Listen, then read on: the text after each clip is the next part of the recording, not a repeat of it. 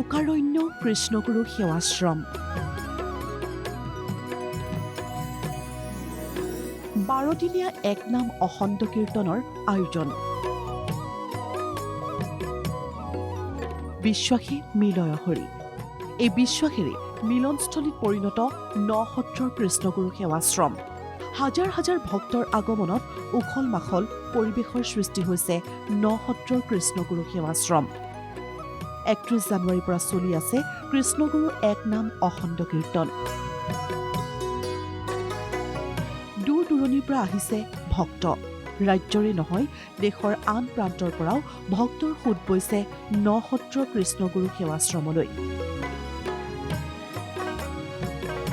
অখণ্ড কীৰ্তনলৈ আহি আপ্লুত হৈ পৰিছে ভক্তসকল।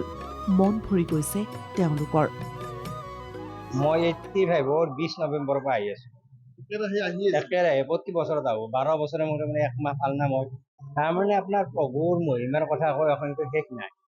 মই 85ৰ 20 নৱেম্বৰৰ পৰা মই আপোনাৰ 100 টকালৈ গুৱাহাটীত গৈছিলোঁ। মই কৃষ্ণগুৰুৰ নাম লোৱাৰ কাৰণে গাঁৱত মোক জোৰকানি আলাপ কৰিছিল। নামৰ অসংখ্য মহিমা আছে, আপোনাক 3 দিন 3 ৰাতি ক'লেও শেষ নহ'ব। ভাল লাগিছে আহো আৰু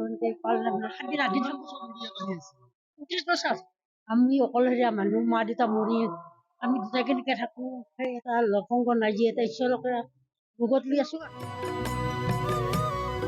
কোনোবা 2-3 দিন থাকি উভতি গৈছে, আন কোনোবা কিছুদিন থকাৰ বাবে আহিছে। বছৰে আহোঁ 2-3 দিন থাকি যাওঁ।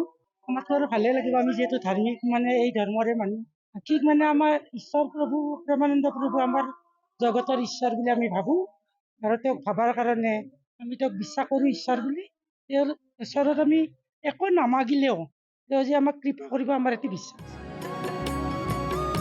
এক আধ্যাত্মিক পৰিৱেশত সময় পাৰ কৰাৰ বাবে সকলো সমবেত হৈছেহি কৃষ্ণগুৰু সেৱাশ্ৰমত।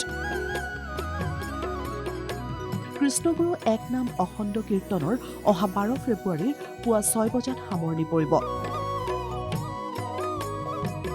এক নাম অখণ্ড কীৰ্তনত ভাগ লৈছে বিশ্বৰ 107খন কৃষ্ণগুৰু শাখা সেৱাশ্ৰমে।